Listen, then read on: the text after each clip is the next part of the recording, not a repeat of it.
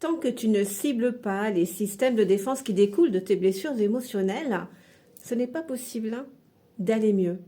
Effectivement, c'est important d'avoir conscience que chaque blessure émotionnelle génère des systèmes de défense qui s'expriment sous forme de comportements qui sont devenus tellement naturels qu'ils sont inconscients.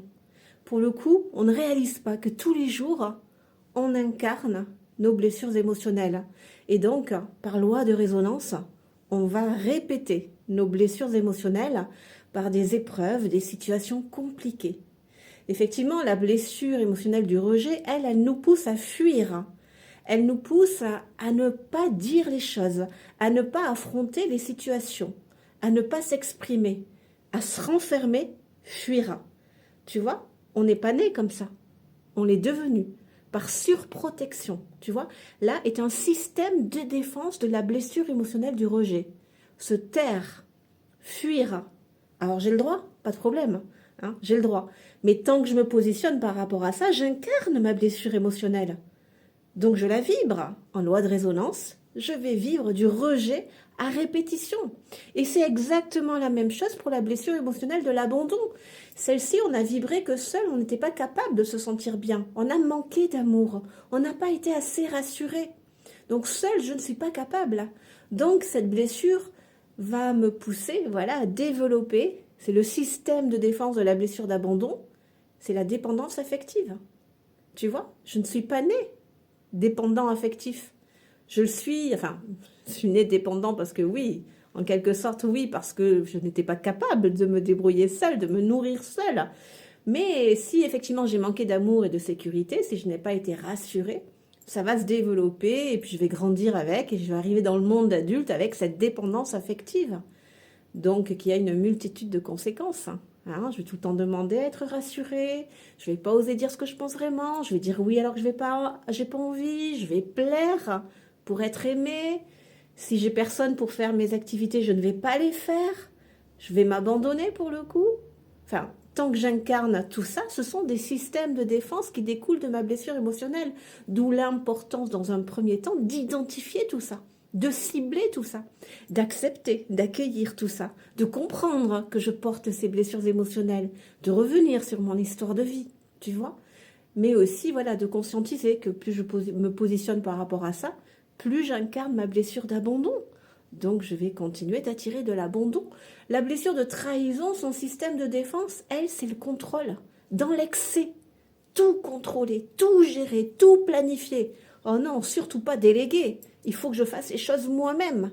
Et puis, si c'est pas fait comme je veux, je vais passer derrière pour faire à ma façon. Oh, tu crois vraiment qu'on est né comme ça? Non, on l'est devenu par surprotection, parce qu'on a vibré beaucoup d'insécurité. On a beaucoup de peur. Et ces peurs nous influencent, elles nous poussent à être dans cet excès de contrôle. Alors encore une fois, j'ai le droit.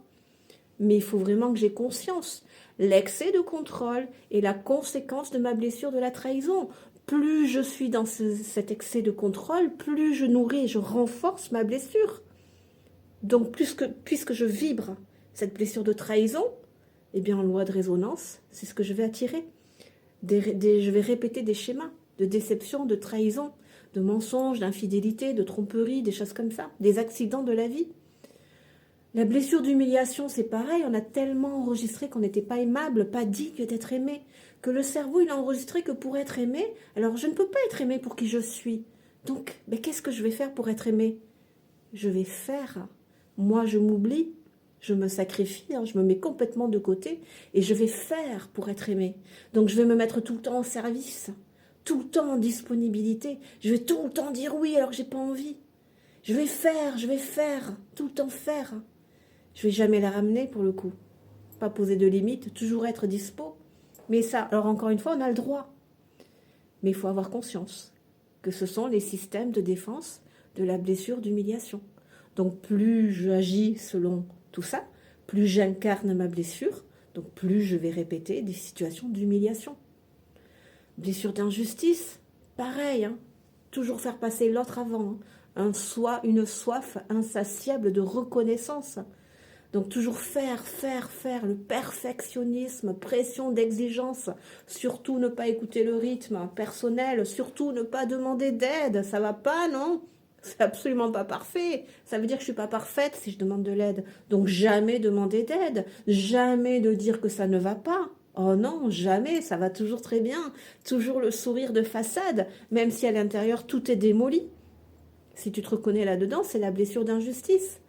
Donc, on a le droit de continuer dans ces systèmes de défense, dans ces masques sociaux. On a le droit de continuer, pas de problème. Mais ayant conscience que plus je continue comme ça, plus j'incarne ma blessure, plus je suis injuste avec moi-même. Je suis fermée à mon cœur, mes émotions, mes sentiments, j'en parle jamais, je ne dis jamais que ça va pas. Non, non, je rejette tout ça. Je suis complètement déconnectée de moi-même. Comment je pourrais être connectée avec l'autre si je suis déconnectée avec moi-même? Si je suis injuste avec moi-même, pourquoi j'attirerais des situations justes? Non, loi de résonance, loi d'attraction, l'univers répond à nos vibrations. Tu es injuste avec toi-même. Tu vas continuer, voilà, de manifester dans ta vie les mêmes vibrations. Tu sais, l'univers, il est que loi de résonance. Il s'en fout de ce qu'on fait. Complètement. Il n'a pas d'émotion, il n'a pas de sentiment. Il est vibration, loi de résonance. Il répond en miroir aux vibrations. Donc c'est pour ça, hein, je voulais faire cette vidéo. Tant qu'on ne fait pas ce travail de ciblage, d'identification de nos systèmes de défense qui découlent de nos blessures émotionnelles, pour déjà les accueillir, les accepter, comprendre pourquoi, et puis tant qu'on ne les rectifie pas, eh bien on continue d'incarner nos blessures émotionnelles. Donc c'est important, ça fait partie d'une des étapes importantes dans ce chemin de guérison émotionnelle. On ne n'est pas contrôlant, méga contrôlant, on ne n'est pas perfectionniste, on ne n'est pas tout ça comme ça, quoi. On l'est devenu. On ne n'est pas hyper timide, hyper introverti, à se cacher toujours dans sa grotte, à fuir les gens. On n'est pas né comme ça, on l'est devenu par surprotection, parce que l'environnement autour de nous était hostile. Il a bien fallu s'adapter par survie, tu vois. Donc le problème, c'est que si je continue de me positionner par rapport à tout ça, je me positionne par rapport à mes mémoires traumatiques. Donc si j'incarne mes mémoires traumatiques, qu'est-ce que je vais attirer dans ma vie? Qu'est-ce qui va se répéter dans ma vie? Mes traumas. Des situations de rejet, d'abandon, de trahison, d'humiliation, d'injustice. Donc c'est vraiment important de rectifier tout ça.